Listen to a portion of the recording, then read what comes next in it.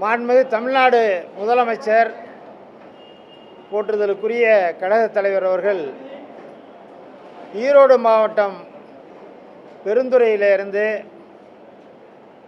புறப்பட்டு மாலை 5 மணிக்கெல்லாம் சேலம் மாவட்ட எல்லையான பவானி மேட்டூர் சாலையில் இருக்கிற நவப்பட்டி பெரும்பள்ளம் பகுதிக்கு வருகை தருகிறார்கள். அங்கே பிரம்மாண்டமான வரவேற்பு அளிக்கப்பட இருக்கிறது. கழகத்தினர் பல்லாயிரக்கணக்கானோர் திரண்டு மாண்புமிகு முதலமைச்சர் கழகத் தலைவர் அவர்களுக்கு வரவேற்பு வழங்குகிறார்கள். அதற்கு அடுத்து இடையில் கட்சி நிர்வாகிகளை சந்திக்கிற நிகழ்ச்சி இருக்கிறது. அந்த கட்சி நிர்வாகிகளை சந்திக்கிற நிகழ்ச்சி முடிந்த பிறகு மீண்டும் புறப்பட்டு மேட்டூரில் இருக்கிற பொதுப்பணித்துறை ஆய்வு மாளிகையில் வந்து இரவு தங்குகிறார்கள். அடுத்த நாள் காலை 9:30 மணிக்கெல்லாம் மேட்டூர் அணையிலிருந்து டெல்டா பாசன விவசாயிகளுக்கு தண்ணீர் திறந்து வைத்து அந்த நிகழ்ச்சி முடிந்த பிறகு சேலம் வருகை தந்து மேச்சேரி ஓமலூர் வழியாக சேலம் வருகை தந்து அரசு மோகன் குமாரமங்கலம் மருத்துவக் கல்லூரியில் நடைபெறுகிற அரசு நலத்திட்ட உதவிகள் வழங்குகிற நிகழ்ச்சியில் கலந்து கொண்டு அந்த விழா முடிந்த பிறகு மதிய உணவுக்கு பிறகு மாலை சென்னை திரும்புகிறார். அதான் முதல் நாளே 11ஆம் தேதியே மாலை 5 மணி அளவில் ரோட் ஷோ இருக்கிறது.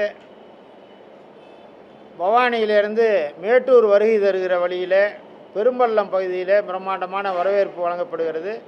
ஒரு 10-11 கிலோமீட்டர் தூரத்திற்கு கழகத் தோழர்களும் பொதுமக்களும் கூடி நின்று மாண்புமிகு முதலமைச்சர் அவர்களுக்கு பிரம்மாண்டமான வரவேற்பை வழங்குகிறார்.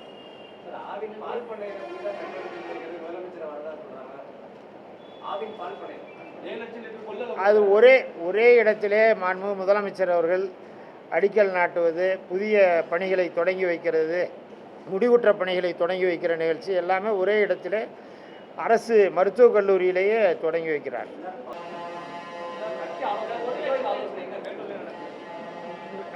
மேட்டூர் பவானியிலிருந்து மேட்டூர் வருகை தருகிற வழியிலே ஒரு மண்டபம் இருக்கிறது. அந்த மண்டபத்திலே கட்சி நிர்வாகிகளையெல்லாம் சந்தித்து உரையாடுகிறார்.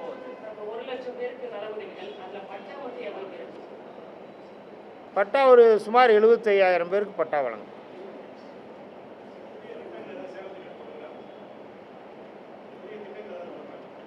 புதிய திட்டங்கள் முடிவு செய்து மாண்புமிகு முதலமைச்சர் வருகை தருகிற போது அந்த திட்டங்களை எல்லாம் அவரே அறிவிப்பார்கள்.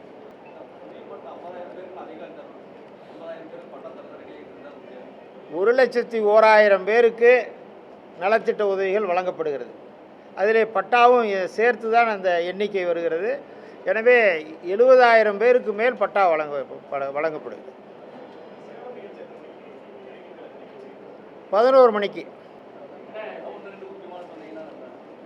ஒன்றும் இல்லை, வருவாய்த்துறை, பள்ளிக்கல்வித்துறை, மகளிர் திட்டம், கூட்டுறவு மற்றும் உணவுத்துறை, மாற்றுத்திறனாளிகள் நலத்துறை, வேளாண்மைத்துறை, அதேபோல் சமூக நலன், தொழிலாளர் நலன் மற்றும் திறன் மேம்பாட்டு பயிற்சித்துறை, ஆதிதிராவிடர் நலத்துறை, பழங்குடியினர் நலத்துறை என்று பால்வளத்துறை என்று பல்வேறு துறைகளின் சார்பிலே மாண்புமிகு முதலமைச்சர் அவர்கள் திட்டங்களுக்கு நலத்திட்ட உதவிகளையும் வழங்குகிறார்கள், திட்டங்களையும் தொடங்கி வைக்கிறார்கள்.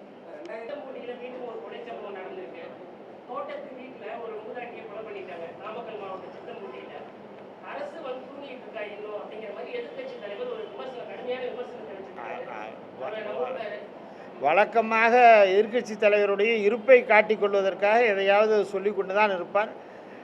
நம்முடைய முதலமைச்சர் அவர்களை பொறுத்தவரை சட்டம் ஒழுங்கு சிறப்பாக பராமரிக்கிற பணியிலே ஈடுபட்டிருக்கிறார்கள். தமிழ்நாடு அமைதி பூங்காவாக திகழ்ந்து கொண்டிருக்கிறது.